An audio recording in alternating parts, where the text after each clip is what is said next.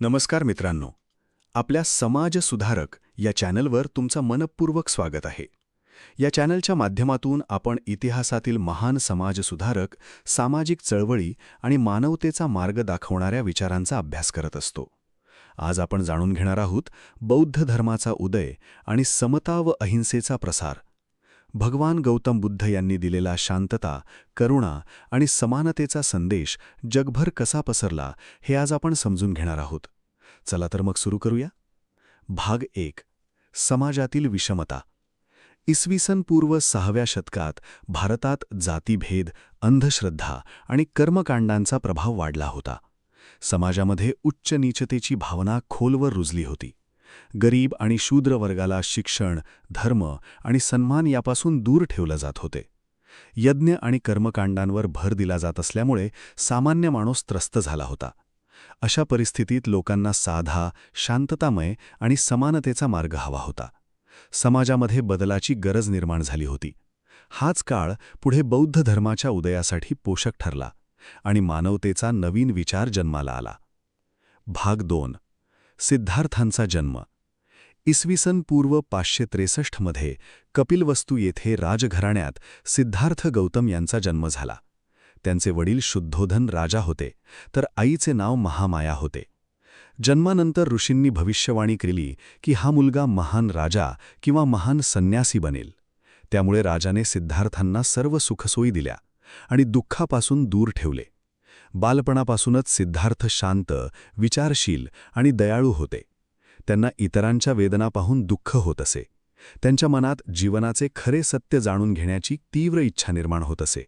हाच विचार पुढे महान परिवर्तनाचा आधार ठरला. भाग 3. 4 दृश्यांचा परिणाम. एकदा सिद्धार्थ राजवाड्याबाहेर फिरण्यासाठी गेले. तेव्हा त्यांनी वृद्ध माणूस, आजारी व्यक्ती, मृतदेह आणि एक संन्यासी पाहिला. या 4 दृश्यांनी त्यांच्या मनावर खोल परिणाम झाला. जीवनात दुःख, रोग आणि मृत्यू अटळ आहेत हे त्यांना समजले. पण संन्याशाच्या चेहऱ्यावरची शांतता पाहून त्यांना सत्य शोधण्याची प्रेरणा मिळाली. राजवाड्यातील सुखसुविधा असूनही त्यांच्या मनात अस्वस्थता वाढत गेली. जीवनातील दुःख कसे दूर करता येईल याचा विचार ते सतत करू लागले. हाच प्रसंग त्यांच्या आयुष्यातील सर्वात मोठा वळण ठरला. भाग 4. गृहत्याग. वयाच्या 29व्या वर्षी सिद्धार्थांनी संसाराचा त्याग करण्याचा निर्णय घेतला. एका रात्री त्यांनी पत्नी यशोधरा आणि पुत्र राहुल यांना शांतपणे निरोप दिला आणि राजवाडा सोडला. त्यांनी राजशाही वस्त्रे काढून साधे वस्त्र धारण केले. सत्य आणि ज्ञानाच्या शोधासाठी त्यांनी कठोर तपश्चर्या सुरू केली. अनेक गुरूंना भेटून त्यांनी ध्यान आणि योग शिकले, पण त्यांना मनःशांती मिळत नव्हती. ते सतत विचार करत होते की मानवाच्या दुःखाचे मूळ काय आहे. यांच्या या त्यागामुळे पुढे मानवतेसाठी नवीन अध्याय सुरू झाला. भाग 5. कठोर तपश्चर्या. सिद्धार्थांनी अनेक वर्षे अत्यंत कठोर तपश्चर्या केली. त्यांनी अन्न आणि पाणी जवळजवळ सोडून दिले आणि शरीर कृश झाले. त्यांना वाटले की शरीराला कष्ट दिल्याने ज्ञान मिळेल, पण अतितपश्चर्येमुळे त्यांची प्रकृती खालावली. अखेर त्यांना जाणले की अतिसुख आणि अतिदुःख या दोन्ही टोकांचा त्याग करणे आवश्यक आहे. त्यांनी मध्यम मार्ग स्वीकारला. हा मार्ग संतुलन, संयम आणि शांततेचा होता. याच विचारातून पुढे बौद्ध धर्माचे मुख्य तत्त्व विकसित झाले आणि जीवन जगण्याचा नवा दृष्टिकोन जगासमोर आला. भाग 6. ज्ञानप्राप्ती. बोधगया येथे एका पिंपळाच्या झाडाखाली सिद्धार्थ ध्यानस्थ बसले. त्यांनी ठरवले की सत्य समजेपर्यंत उठायचे नाही. अनेक दिवसांच्या ध्यानानंतर त्यांना जीवनाचे खरे ज्ञान प्राप्त झाले. तेव्हा ते बुद्ध म्हणून ओळखले जाऊ लागले. बुद्ध म्हणजे जागृत झालेला ज्ञानी पुरुष. त्यांनी जाणले की इच्छा आणि मोह हे दुःखाचे मुख्य कारण आहेत. मन शांत ठेवल्यास दुःखातून मुक्ती मिळू शकते. ज्ञानप्राप्तीनंतर त्यांनी मानव कल्याणासाठी आपले आयुष्य समर्पित केले. याच क्षणापासून बौद्ध धर्माचा खरा उदय झाला. भाग 7. पहिला उपदेश. ज्ञानप्राप्तीनंतर बुद्धांनी सारनाथ येथे आपल्या 5 जुन्या सहकाऱ्यांना पहिला उपदेश दिला. याला धर्मचक्र प्रवर्तन असे म्हटले जाते. त्यांनी 4 आर्य सत्य आणि अष्टांगिक मार्ग यांची शिकवण दिली. जीवन दुःखमय आहे, दुःखाला कारण आहे, दुःखाचा अंत शक्य आहे आणि त्यासाठी योग्य मार्ग आहे, हे त्यांनी स्पष्ट केले. त्यांच्या साध्या आणि प्रभावी विचारांनी लोक प्रभावित झाले. बुद्धांनी कर्मकांडाऐवजी चांगल्या आचरणावर भर दिला. या उपदेशातून बौद्ध संघाची सुरुवात झाली आणि धर्माचा प्रसार वेगाने सुरू झाला. भाग 8. समतेचा संदेश. बुद्धांनी सर्व मानव समान आहेत असा संदेश दिला. त्यांनी जातीभेद आणि उच्चनीचतेला विरोध केला. कोणताही माणूस आपल्या कर्मामुळे श्रेष्ठ ठरतो, जन्मामुळे नाही, हा त्यांचा विचार होता. त्यामुळे शूद्र, गरीब आणि स्त्रियांनाही समाजात सन्मान मिळू लागला. बुद्धांच्या शिकवणीमुळे अनेकांना आत्मविश्वास मिळाला. समाजातील अन्यायाविरुद्ध लोक जागृत होऊ लागले. त्यांच्या समतेच्या विचारांमुळे बौद्ध धर्म सामान्य लोकांमध्ये वेगाने लोकप्रिय झाला. हा संदेश पुढे जगभर मानवतेच्या मूल्यांचा आधार ठरला. भाग 9. अहिंसेची शिकवण. बुद्धांनी अहिंसेला अत्यंत महत्त्व दिले. त्यांनी सांगितले की कोणत्याही जीवाला त्रास देणे चुकीचे आहे.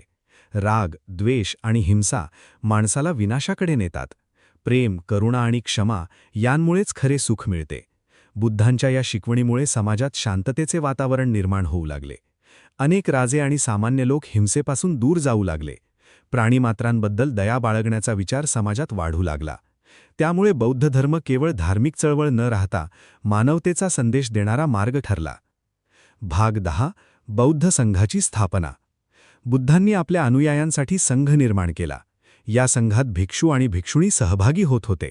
संघामध्ये शिस्त, साधेपणा आणि सेवा यांना महत्त्व दिले जात होते. लोकांना धर्माची शिकवण देण्यासाठी भिक्षू गावोगावी फिरत होते. संघामुळे बौद्ध धर्म संघटित पद्धतीने पसरू लागला. स्त्रियांनाही संघात प्रवेश देऊन बुद्धांनी समतेचा आदर्श निर्माण केला.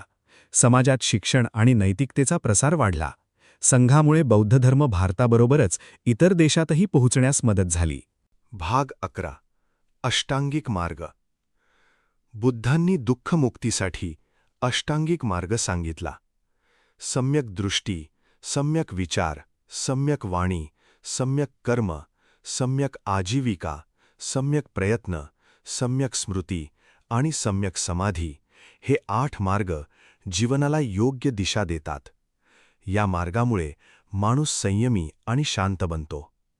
बुद्धांनी लोकांना चांगले आचरण आणि सत्याचा मार्ग स्वीकारण्याचा सल्ला दिला. अष्टांगिक मार्गामुळे बौद्ध धर्म हा केवळ श्रद्धेचा नव्हे तर जीवनशैलीचा मार्ग बनला. आजही जगभरातील लोक या विचारांचे पालन करतात. भाग 12. राजांचा पाठिंबा. अनेक राजांनी बौद्ध धर्म स्वीकारला आणि त्याचा प्रसार केला.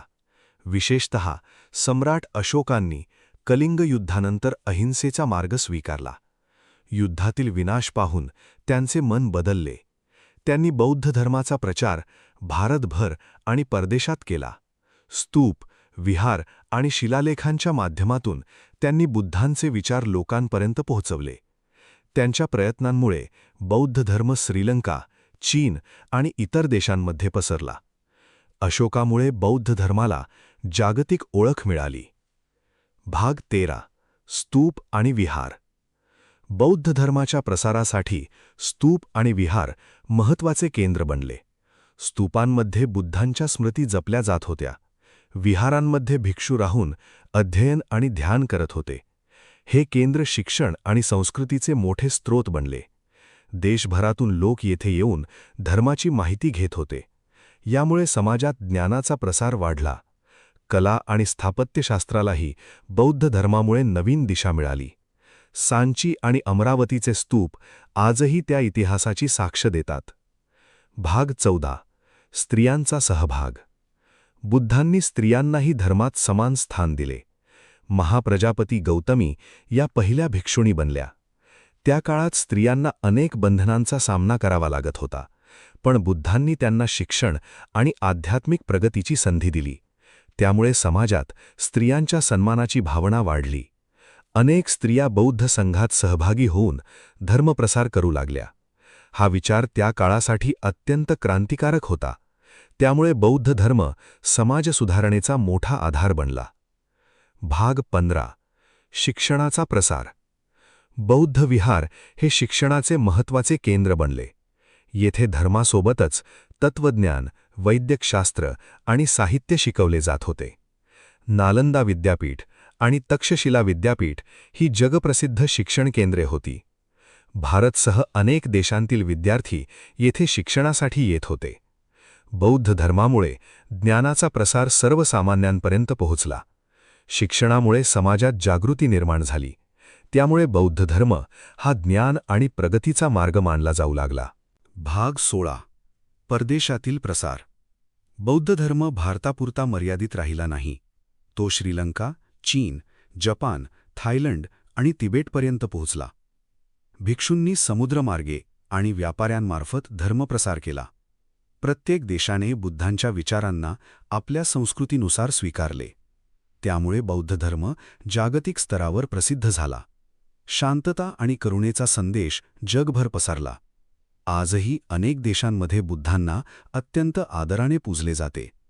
त्यांच्या विचारांचा प्रभाव आधुनिक समाजावरही दिसून येतो. भाग 17. बौद्ध कला आणि संस्कृती. बौद्ध धर्मामुळे भारतीय कला आणि संस्कृतीला मोठी चालना मिळाली. अजिंठा आणि वेरूळ येथील लेण्या हे त्याचे सुंदर उदाहरण आहे. बुद्धांच्या जीवनावर आधारित चित्रे आणि शिल्पे तयार करण्यात आली. स्थापत्यकलेमध्ये स्तूप आणि चैत्यांची निर्मिती झाली. या कलाकृतींमधून शांतता आणि अध्यात्माचा संदेश दिला जात होता. बौद्ध संस्कृतीमुळे भारतीय कला जगभर प्रसिद्ध झाली. आजही या ऐतिहासिक वास्तू पर्यटकांना आकर्षित करतात आणि इतिहासाची आठवण करून देतात. भाग 18. बौद्ध धर्माचे तत्वे. बौद्ध धर्माचा पाया सत्य, अहिंसा, करुणा आणि संयम यावर आधारित आहे. बुद्धांनी अंधश्रद्धेपेक्षा विचार आणि अनुभवाला महत्त्व दिले. त्यांनी लोकांना स्वावलंबी आणि सजग राहण्याचा सल्ला दिला. लोभ, मोह आणि क्रोध यांपासून दूर राहणे आवश्यक आहे असे त्यांनी सांगितले. या तत्वांमुळे मन शांत आणि संतुलित राहते. बौद्ध धर्माने मानवाला नैतिक जीवन जगण्याचा मार्ग दाखवला. त्यामुळे आजही अनेक लोक बुद्धांच्या विचारांपासून प्रेरणा घेतात. भाग 19. आधुनिक काळातील प्रभाव. आजच्या आधुनिक जगातही बुद्धांचे विचार अत्यंत महत्त्वाचे मानले जातात. हिंसा, तणाव आणि स्पर्धेच्या वातावरणात शांततेचा संदेश अधिक आवश्यक झाला आहे. ध्यान आणि मेडिटेशनच्या माध्यमातून अनेक लोक मानसिक शांती मिळवत आहेत. समता आणि मानवतेचा विचार सामाजिक न्यायासाठी प्रेरणादायी ठरत आहे. जगातील अनेक नेते आणि विचारवंत बुद्धांच्या शिकवणीचे कौतुक करतात. त्यामुळे बौद्ध धर्म हा केवळ इतिहास नसून आजच्या काळातही मार्गदर्शक ठरतो. भाग 20. निष्कर्ष. बौद्ध धर्माचा उदय हा भारतीय इतिहासातील महान सामाजिक परिवर्तन होता. भगवान बुद्धांनी मानवतेला समता, अहिंसा आणि करुणेचा मार्ग दाखवला. त्यांनी जातीभेद, अंधश्रद्धा आणि हिंसेविरुद्ध आवाज उठवला. त्यांच्या विचारांमुळे समाजात शांतता आणि नैतिकतेचा प्रसार झाला. बौद्ध धर्माने भारतासह संपूर्ण जगाला मानवतेचा संदेश दिला. आजही बुद्धांचे विचार लोकांना योग्य दिशा देतात. म्हणूनच बुद्धांचा संदेश काळाच्या पलीकडे जाऊन आजही तितकाच प्रेरणादायी आणि जिवंत आहे.